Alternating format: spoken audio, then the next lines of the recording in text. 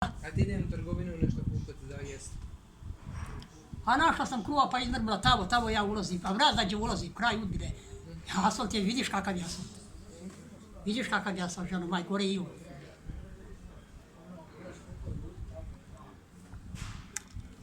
Malo kruva i paštete nešto, a, da kupimo. Ma ne treba žeti. Vode, jel imaš vode? Ma ne treba, Iđemo u trgovinu, zašto ne? ne treba, Reci što ti treba, ja idem kupiti. ne treba.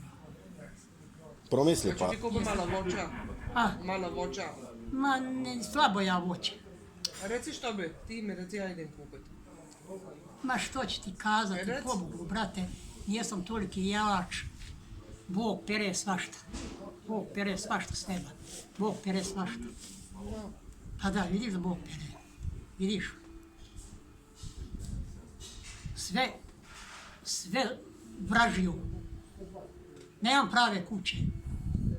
Bila kuća, brat je pravio dolje, ali prošao je rat, jebo, vateri rat.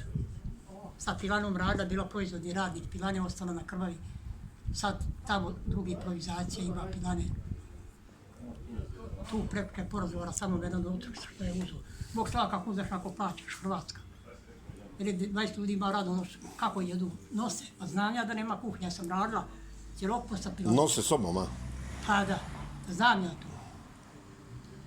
Ko me ne razumije, jebe mu ime i Je pita lud. kad se rodio. Ko me ne razumije kad ja pričam, znaš, vidiš, gola je Udbina.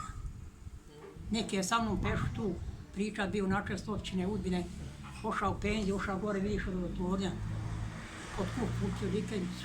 Kad je ono pralo Udbinu, kiša i snijeg, Udbinu nijesi mogla gledati, preko asfalta nosto snijeg. Kazalo mu srce. Što sam vidjela? Pogrebna ga voze u mrtvačnicu. Ode Zlovidec, Bože je bilo počiva peštiva, nema ga. Što gledaš? Nema. Čovjek jedan put se raspada u zemlji.